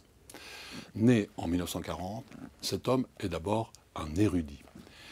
Il n'est pas le seul dans l'épiscopat, mais lui l'est particulièrement.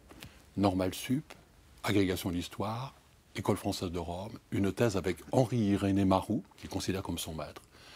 Des années d'enseignement et de recherche au séminaire de Bordeaux et à la faculté de Toulouse. Dès le début, il a participé à la revue Communio. Et d'ailleurs, un certain nombre de ses articles ont été rassemblés dans ce livre, Passion d'Église. Et vous savez qu'il a été donc élu à l'Académie française, où il prend un peu le rôle que tenait naguère le père Carré. Il faut lire son discours de réception, qui est évidemment un texte très travaillé, et qui est un magnifique éloge de René Raymond. Cet homme de lettres a été nommé évêque, ordonné évêque en 1987, d'abord à Poitiers puis à Angoulême, et c'est par là qu'il est le plus connu parce qu'il a coordonné le travail d'une commission de théologiens et d'évêques pour l'Assemblée générale plénière des évêques, qui ont pris le nom de rapport d'Agens. Le texte a eu différentes moutures. Je vous prends celui-là. Proposer la foi dans la société actuelle, lettre aux catholiques de France, c'est en 1996. Et puis, entre épreuve et renouveau, la passion de l'Évangile, 2009. En fait, la démarche est en 3 temps. Analyser la situation des catholiques et de l'Église en France. Deuxièmement, aller au cœur du mystère de la foi, approfondir la foi. Et troisièmement, se mettre dans une position active de proposition de la foi. Ces rapports très travaillés, qui sont une sorte de feuille de route pour l'Église de France, sont encore d'une très grande actualité. Dans les livres donc plus personnels de Monseigneur d'Agens, je mets en avant ce très beau Méditation sur l'Église catholique en France, libre et présente. Ce sont en fait les mêmes thèmes que les rapports dont nous venons de parler, mais justement avec la conviction et la plume même de Monseigneur d'Agens. Vraiment un grand livre. Mais on peut prendre aussi des recueils comme Va au large ou Aujourd'hui l'Évangile. Je voudrais aussi signaler un petit livre magnifique, Le Rosaire de Lumière, qu'il a écrit avec Véronique Margron, une sœur dominicaine. C'est donc la méditation des 20 mystères du rosaire, y compris évidemment les mystères lumineux. C'est une méditation simple, mais extrêmement profonde, une véritable école de prière. Et je termine par son dernier livre qui sort de l'imprimerie, Catholiques de France, réveillons-nous. C'est aussi un recueil de ses différentes interventions sur le thème majeur qui parcourt en fait toute son œuvre. Je le cite. Au milieu des métamorphoses innombrables et souvent imprévisibles qui marquent les temps actuels, nous ne pouvons pas nous contenter de voir ce qui s'efface et ce qui disparaît. Nous sommes appelés à discerner aussi ce qui émerge et ce qui germe au milieu même de ces phénomènes souvent ambigus. Voilà, un homme de culture, un pasteur, qui nous offre des ressources pour nourrir notre espérance et notre détermination à proposer la foi. Merci Jean-François Rode pour ce portrait qui introduit d'une certaine manière Étienne Séguier, donc journaliste à la vie. Vous êtes dans ces débats, vous suivez toutes ces questions ecclésiales, la présence de l'Église dans la société et des religions. Et puis là, vous présentez un ouvrage extrêmement personnel, surprenant. Et on se demande pourquoi un journaliste bien lancé comme vous, encore jeune, écrit sur le chemin de croix. Alors, à côté de ma vie de journaliste, je me suis aussi intéressé à ce qu'on appelle les techniques de développement personnel, et notamment une technique qui s'appelle la communication bienveillante. D'abord pour améliorer ma façon de communiquer avec les autres. Et ces techniques-là m'ont appris un certain nombre de choses, notamment à écouter davantage le corps, écouter davantage les émotions. Aujourd'hui, là, on a beaucoup parlé des émotions. C'est vrai qu'il y a un excès d'émotions peut nuire, mais on est aussi dans une société qui écoute peu ses émotions, qui ose peu dire « j'ai peur », « je suis en colère », je suis triste, et j'ai trouvé que sur ce chemin de croix, on parlait de ces genres de choses. Mais de là, quand même, oui, effectivement, quand même, le chemin de croix, c'est le drame absolu. Enfin, il y en a d'autres, des drames absolus, on vient d'en... Mais c'est pas seulement, une aimable introspection sur nos émotions. Parce que longtemps, j'ai pas regardé ce chemin de croix. Longtemps, j'ai cru à ce qu'on nous vend aujourd'hui, c'est-à-dire une société du rebond, une société qui passe du jeudi saint au dimanche. Quand il y a une épreuve, on peut rebondir. Il y a des techniques de développement qui nous aident à rebondir, mais parfois on a aussi une compréhension de la foi chrétienne qui est une technique de rebond, c'est-à-dire Jésus serait un coach, un maître en rebond. Regardez comment il a magnifiquement ressuscité. Et voilà. Et d'une manière très concrète, par exemple, moi qui travaille, j'ai parfois du mal à aller le vendredi, à assister à la célébration du vendredi, et encore moins à aller faire le chemin de croix. Et le samedi, si je m'y prends bien, passe assez vite. Et donc je peux avoir une expérience comme ça du carême, ou qui est un temps où je vais travailler, être plus fort, plus puissant, encore un meilleur chrétien, comme Jésus l'est. Et puis, je passe de côté le vendredi et le samedi pour directement aller au dimanche, parce que le dimanche, c'est vrai que c'est bien agréable. Mais quel a été le déclic? Vous avez eu personnellement une épreuve qui vous a fait réfléchir? Je pense que, par exemple, ce qu'on appelle souvent la crise de milieu de vie, moi j'ai 45 ans, et je pense qu'à un moment donné, effectivement, j'ai compris que par rapport à ce que j'avais imaginé être, le Étienne Séguier imaginaire, rêvé, correspondait pas à la réalité.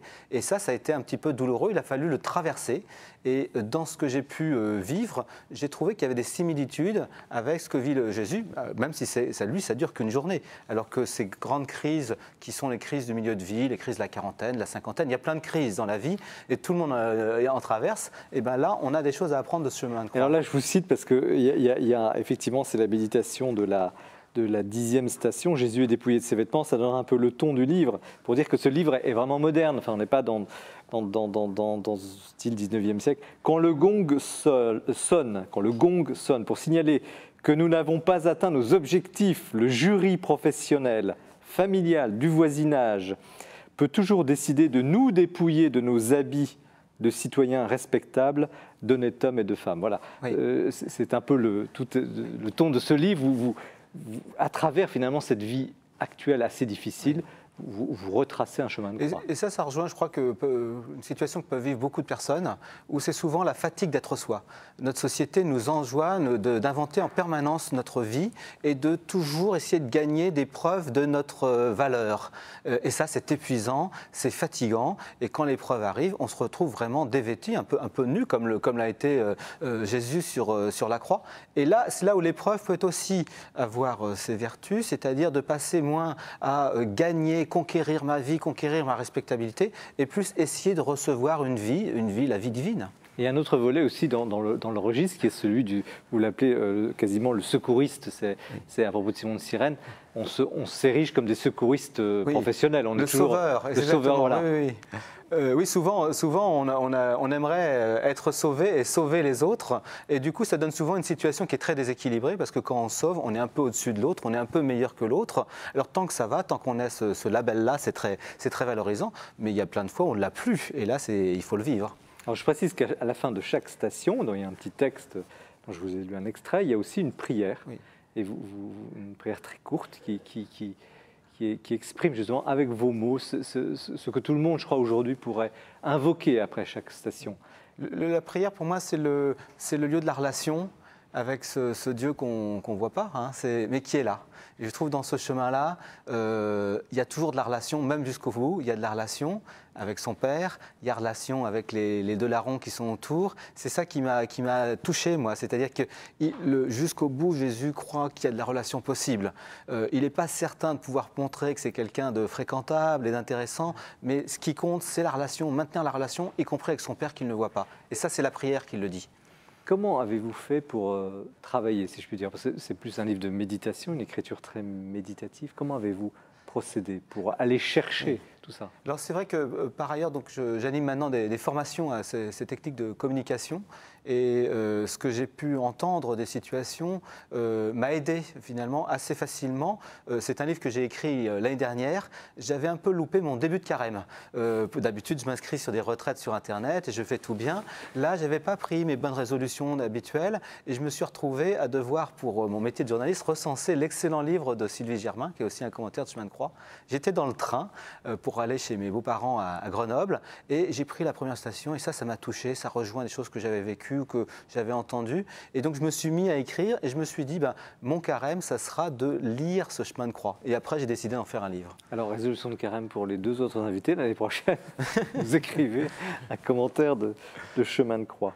Mais d'où tirez-vous quand même il y a quand même une finesse d'analyse psychologique. Ce n'est pas simplement de l'observation. Là, c'est peut-être votre deuxième métier, si je puis dire, d'accompagnateur? Moi, j'ai appris avec ce métier d'accompagnateur et de formation dans cette technique à ralentir. À ralentir, je trouve qu'on en a un peu parlé et dans l'accompagnement, enfin que je ne connais pas, mais je crois que c'est ça qui se joue aussi. Je crois qu'il y a une aspiration à aller un peu moins vite pour laisser le temps de la relation. J'ai appris avec cette technique à dire, moi je suis démuni et je ne sais pas quoi dire, mais est-ce qu'il y a quelque chose que je pourrais dire qui pourrait t'aider? Enfin, des choses comme ça que je n'avais pas du tout l'habitude de faire parce que j'étais plutôt dans une position valorisée, valorisante. Dire, là, je suis démuni, je ne peux pas te répondre parce que je ne suis pas en état d'être disponible, ça m'a beaucoup aidé. Et l'autre aspect aussi, c'était être moins... Dans le métier de journaliste, on est beaucoup dans les idées, dans les analyses brillantes, et c'est ça qui nous fait vivre, mais aussi prendre le temps de dire, qu'est-ce que je ressens dans mon corps? Est-ce que là, ce n'est pas de la tristesse? Moi, ressentir de la tristesse, ce n'est pas possible. Si, toi aussi, tu peux être triste. Est-ce qu'il n'y a pas de la peur? Moi, peur, mais pas du tout. Et voilà, j'ai appris comme ça à ralentir, à oser me définir par des sentiments qui ne sont pas très bien valorisés par la société, et puis à dire, là, je suis fatigué, donc il faut que j'aille dormir, il faut que j'aille me reposer, j'ai besoin de soutien, j'ai besoin d'amis, j'ai besoin de légèreté. Mais vous auriez pu écrire un petit manuel de survie psychologique, ça se vend très bien, et vous choisissez d'écrire un chemin de croix. Oui, parce que ce qu'il y a, c'est que ce qui m'ennuie parfois dans les manuels de développement personnel, c'est que ça se finit toujours bien. Et il y a toujours du rebond. Là, ce qui est formidable, c'est que ça se finit mal. Et c'est quand même ce qu'on peut tous vivre. C'est-à-dire que bien sûr, dans la vie, il y a des rebonds. Heureusement qu'il y a des rebonds. Mais pendant très longtemps, le rebond, on l'attend. Il dure, il est long. Et j'avais envie de parler de cette expérience-là. Et le chemin de croix m'a permis... Peut-être m'a permis de dépasser une certaine pudeur à en parler, parce que c'est difficile d'en parler. Là, je me réfugie au début, au moins derrière ces 14 étapes, et j'ose dire, oui, c'est très long l'épreuve, et puis ça fait mal. Alors, il y a quelque chose qui est très frappant aussi, c'est que vous parlez beaucoup du corps.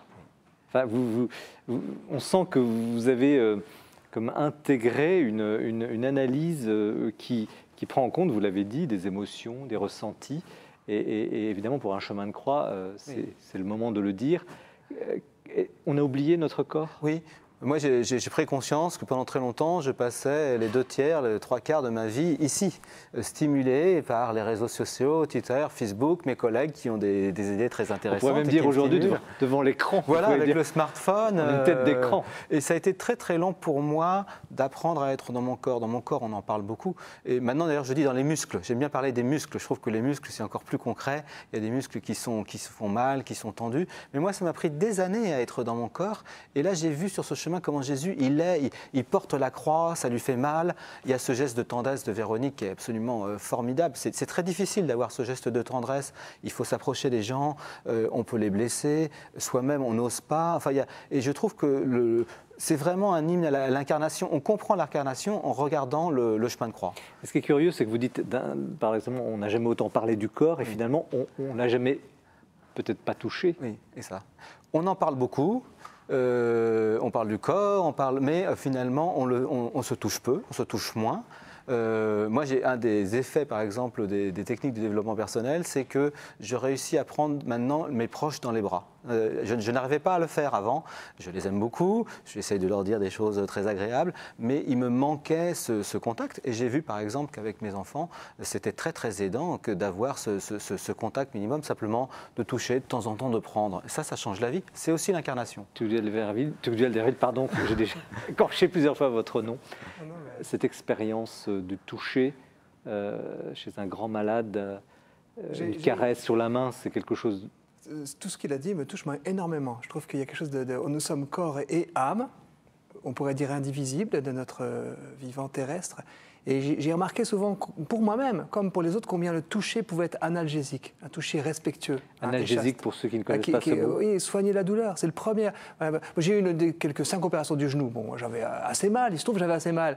Et la main de ma femme m'a enlevé une grande partie de cette douleur physique. C'est stupéfiant de voir combien on a effectivement besoin d'une présence, d'une tendresse. On a besoin certes d'être reconnu dans nos émotions et donc d'avoir le droit de les exprimer sans avoir face à nous un soupir de rejet. On a besoin d'avoir de la bienveillance sur nos émotions. Je dirais même sur tout ce qui sort, on a exprimé colère, jalousie. Voilà, magnifique, qu'est-ce qu'on en fait? Après, qu'est-ce qu'on en fait? Et on a besoin aussi d'être... physiquement présent. Et je pense que la base de la prière, moi j'aime beaucoup la méthode Vitos, je crois, et la base de la prière, c'est déjà d'être ici et maintenant, irremplaçable, à une place, d'être là, et ensuite peut-être, effectivement, à partir de cette vie physique, de cette vie ensuite intérieure, d'aller vers la vie spirituelle, sans trop brûler les étapes, ce qui serait une forme d'angélisme. Alors, méthode Vitos, en 2 mots, c'est une méthode qui repose aussi sur le toucher, voilà, sur la les sensation, sens, vraiment, pour retrouver un équilibre. Profiter ici des petits courants d'air qu'on a, être vraiment présent à notre environnement, ne pas être simplement une idée, mais être vraiment physiquement là, tel qu'on est. Alors, Étienne Séguier, sans retomber dans le manuel du rebond, de la bonne vie psychologique, quelles sont les attitudes à éviter quand on est affronté à une situation d'épreuve? Et quels conseils vous pouvez donner positifs pour justement affronter? Ce qui est vrai, c'est effectivement il y a un risque de repli et donc de ne pas rester tout seul avec sa peine et sa douleur. Et c'est un peu vraiment la tentation, c'est-à-dire personne ne me comprend, on peut se prendre assez facilement pour une victime, même sur un plan spirituel, penser que Dieu ne donne qu'aux autres finalement. Et donc accepter, ce que j'aime bien dans la croix de Simon de Cyrène, c'est que Jésus accepte ce soutien. Alors que souvent quand on est dans l'épreuve, il y a des Simon de Cyrène qui arrivent qu'on ne connaît pas et on dit non, je ne vous connais pas et je n'accepte pas. Donc avoir cette simplicité d'accepter de gens qu'on connaît et de gens qu'on ne connaît pas, ne pas rester seul, ça en tout cas c'est quand même important. Père, vous abordez dans votre livre la question de la solidarité justement autour, enfin vous dites on n'est pas seul, on n'est pas chrétien seul, on ne se sauve pas seul. Et comment vous réagissez à cette main tendue dont Étienne parle? Il me semble que dans la perspective du chemin de croix, un des grands fruits qu'on en tire, c'est précisément de la petite lumière espérance en quelque sorte, c'est-à-dire le fait de se dire que précisément alors même que je serais seul et radicalement seul, non, ça n'est plus possible parce que le Christ dans le mystère de la croix est venu rejoindre chacune de nos solitudes. Et s'il y a un moment où il faudra partir humainement seul et qui est effectivement le moment de la mort, en réalité, ce moment de la mort, eh bien, ce sera le moment où le Christ nous prendra par la main, puisque précisément s'il a voulu le vivre, c'était pour être avec nous quand nous aurions à le vivre. Alors Étienne Séguier, il y a un autre aspect de ce magnifique petit livre, mais le nombre de pages n'est pas du tout méprisant, bien au contraire. C'est la question de l'équilibre entre la mystique et la psychologie, entre le psychologisme et la mystique. Comment vous articulez ça?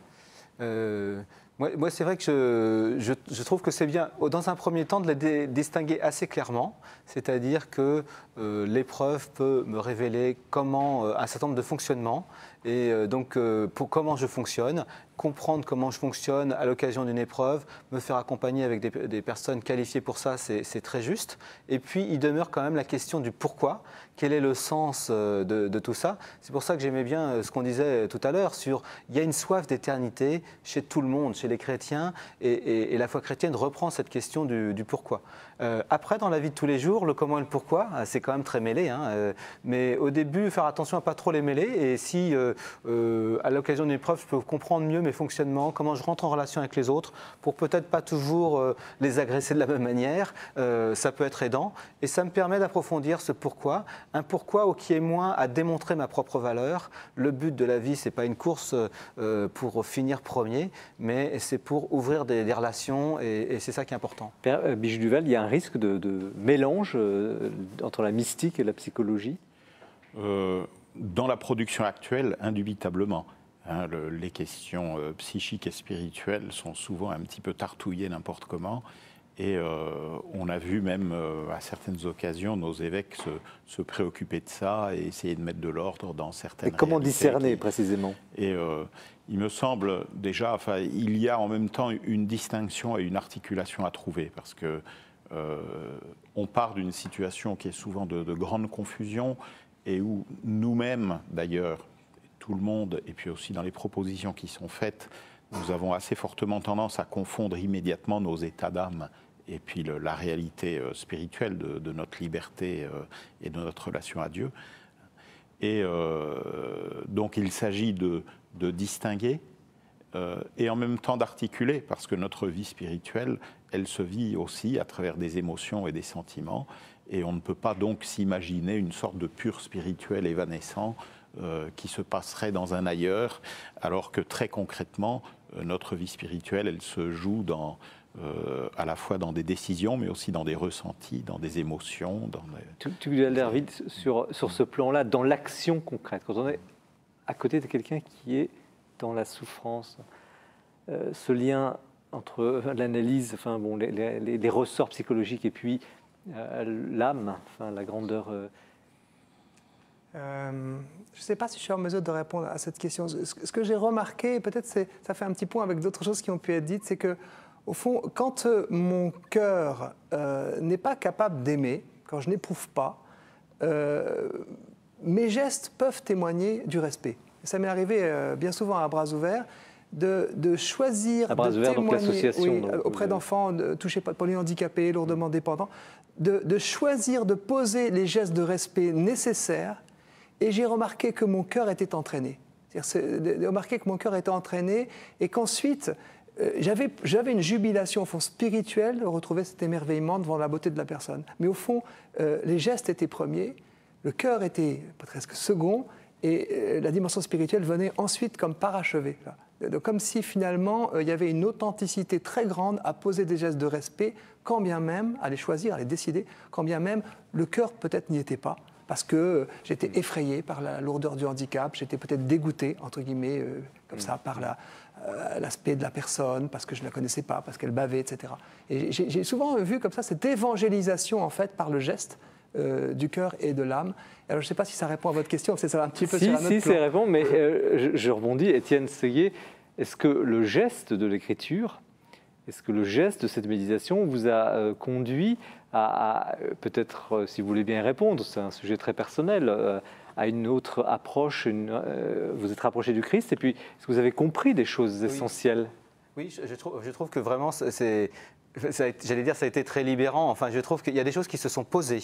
Le fait de les écrire et le fait aussi de m'astreindre à ne pas faire simplement les premières étapes, mais aller jusqu'au bout. Parce que c'était un petit peu la tentation, c'était de commencer, mais il a fallu le finir à un moment donné, il a fallu jusqu'à la mise au tombeau. Et je trouve que là, d'aller jusque-là, et c'était pour moi les étapes les plus compliquées, les plus difficiles. Mais qu'avez-vous découvert? Moi, je trouve que ce qu'on dit, avec des mots comme la petite espérance, je pense que c'est pour moi une réalité maintenant. Et ça, c'est très fort. C'est-à-dire des gens qui nous regardent, par exemple, qui sont dans la souffrance et qui n'ont pas la petite espérance, qui ne la voient pas, qui n'y croient même plus. Mais là où je suis compliqué, c'est que je n'ai pas la recette pour l'acquérir, mettre la main dessus. Je crois qu'on peut la recevoir, enfin, et moi j'ai eu l'impression de la recevoir et d'en vivre. Mais je n'ai pas de manuel. C'est là où ce n'est pas un manuel de développement personnel et ça reste pour moi mystérieux, mais je peux témoigner que oui, ça existe et c'est une réalité bien concrète.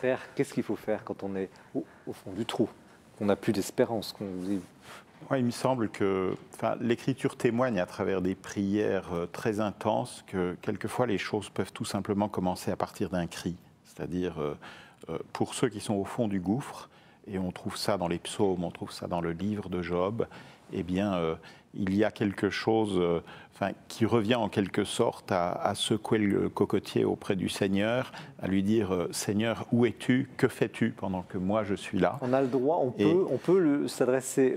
Il me semble que précisément c'est la grande miséricorde pour le coup qu'il y a dans l'Écriture, c'est le fait de nous avoir donné des prières qui sont remplies de ces cris, parce que c'est vrai que humainement parlant, on n'oserait pas dire des choses pareilles à Dieu. Mais si c'est Dieu lui-même qui est venu nous donner, en quelque sorte, les paroles pour le dire, alors on peut y aller. On peut y aller. Et le Christ lui-même, en agonie à Gethsémanie, il ne dit pas simplement tout de suite « Père, ta volonté se fasse », il commence par dire « Père, éloigne de moi ce calice », c'est-à-dire il prend y compris le temps de ce moment de souffrance et de détresse et de peur, mais il le vit déjà tourné vers le Père, et donc c'est le simple fait que cette relation soit là, y compris à travers des paroles quelquefois violentes, eh bien, le simple fait qu'on continue à dire « tu » à Dieu, eh bien, c'est que quelque chose est déjà en train de se passer. Alors ensuite, comment est-ce que ça va évoluer? Ça appartient à la fois à la personne et puis au secret de Dieu, mais quand on est vraiment au fond du trou, il y a toujours ce cri qui est possible. Une autre chose aussi qui m'a frappé quelquefois à travers le témoignage de personnes après une dépression lourde, vous savez, les vraies dépressions, la maladie, et qui disaient « j'étais vraiment au fond du trou, envahi par des idées morbides, noires, etc. Mais je savais que des personnes priaient pour moi. » Et là, on retrouve cette dimension aussi de la solidarité, du besoin des autres. Et mystérieusement, les personnes, alors qu'elles paraissent dans l'état le plus détruit psychiquement possible, percevaient mystérieusement et savaient, parce que sans doute ces gens-là avaient eu l'audace de le leur dire, je savais qu'on priait pour moi. Et là, eh bien, il y avait cette petite lumière espérance. Tugdual Darville, vous avez dit, ce geste, on est parti de ça d'ailleurs, mais ce cri là... Je pense, ce cri... Il doit pouvoir trouver, si possible, il le trouve en Dieu certainement, mais une oreille attentive humaine. C'est tellement important de pouvoir dire « je n'en peux plus » et que face à nous, quelqu'un puisse répondre avec une infinie bienveillance « tu n'en peux plus » sans contester. Voilà. C'est vrai qu'il peut y avoir des personnes qui expriment cette déréliction extrêmement profonde, mais alors il faut un cœur de miséricorde, un cœur qui se penche sur la misère pour accueillir ce qui est dit. Accueillir ce qui est dit, ça veut dire en prendre une part. Pas tout d'ailleurs, pas celui qui console, et qui est consolateur en écoutant, il prend une part du fardeau, mais il en libère aussi d'une part celui qui a pu dire qu'il n'en pouvait plus et qui déjà est comme un peu débarrassé partiellement de cette dérédiction parce qu'elle a été accueillie par autrui. Ça, je crois que c'est vraiment très important qu'on ne reste pas seul, qu'on ne laisse pas seul, évidemment, des personnes qui sont dans l'immense dérédiction. Alors après, s'ils sont vraiment absolument seuls dans leur cachot, tout seul, il y a quand même l'oreille de Dieu, c'est vraiment le cœur de Dieu. La déprime totale. La déprime, oui, spirituellement peut-être absolument désespérée. Le désespoir total. Mais c'est vrai que la bienveillance... Étienne Séguier, est-ce qu'il y a un sens à la souffrance? Est-ce que c'est ça le sens de la souffrance? En tout cas, oui, je dirais qu'il se passe des choses après la souffrance. Est-ce qu'elle a un sens? J'ai du mal à aller jusque-là parce que souvent on voit vers quoi ça pourrait aller, c'est-à-dire revenir, à encourager. Mais en tout cas, quand on la traverse, il se passe de belles choses. Ça, c'est vrai. Je voudrais revenir aussi sur c'est vrai que c'est idéal d'avoir quelqu'un, une oreille pour écouter, mais je trouve que dans notre société, il y a des lieux formidables, comme le vôtre. Les gens, on peut se confier quand même. Et je peux témoigner que parfois il y a des grandes solitudes dans un certain nombre d'univers, les gens n'osent pas partager. Enfin, quand on a la chance de pouvoir dire c'est bien, mais souvent les gens doivent affronter un peu seuls des situations de souffrance qui sont des situations de souffrance intermédiaires. Quand on est très malade, au moins ça se voit, mais je trouve dans notre société, il y a de plus en plus de gens qui sont comme ça, sans perspective d'avenir, ils ne voient pas trop, ils ont peu de personnes à qui en parler. Et là, je pense que la foi a quelque chose à leur dire. On parlait de nouvelle évangélisation. Je pense que c'est aussi une forme de nouvelle évangélisation, de rejoindre les gens dans cette solitude-là et de leur dire que, oui, Jésus est là et il y a des choses pour elles à entendre. Étienne Séguier, le temps passe, tout ça est passionnant. Une dernière question et une réponse courte, si vous pouvez. Quelle serait la grande leçon de la passion ? Ouf. Honnêtement, je suis un peu démuni parce que je pense que j'ai 45 ans. Je préférerais répondre dans 40 ans quand j'aurai traversé encore d'autres épreuves. Avec votre cœur, s'il y avait un mot. Moi, je pense quand même que Dieu désire qu'on vive, quoi. Dieu désire qu'on vive et il nous veut vivants. Ça vraiment, c'est ça. Dieu désire qu'on vive. Merci beaucoup, Étienne Séguier. Donc, vous publiez ce petit livre, je le disais, très intense, on vient de le voir, Traverser les épreuves, méditation sur le chemin de croix, collection éditeur Empreinte, temps présent. Merci à vous aussi, Père Denis Bijoux-Duval, pour votre « Faut-il encore se soucier du salut des âmes ?» un ouvrage théologique très argumenté, L'urgence de l'évangélisation aux éditions de l'Emmanuel. Et merci à vous également, Tugdual d'Herville, cette fois je ne croche pas sur votre nom, La bataille de l'euthanasie, enquête sur les 7 affaires qui ont bouleversé la France, chez Salvator, collection Carte Blanche. Merci également de votre attention. Vous pouvez toujours retrouver cette émission sur les différents sites de KTO, du Jour du Seigneur et de la Procure. Elle est même rediffusée effectivement sur KTO. Je vous souhaite bien sûr, comme à chaque fois, une bonne lecture, à commencer par les ouvrages que nous avons travaillés ce soir et sur lesquels nous avons échangé. Et puis, puisque ces ouvrages nous introduisaient et leurs auteurs à la Semaine Sainte, je vous souhaite une bonne Semaine Sainte, puis surtout une très joyeuse Pâques. À bientôt.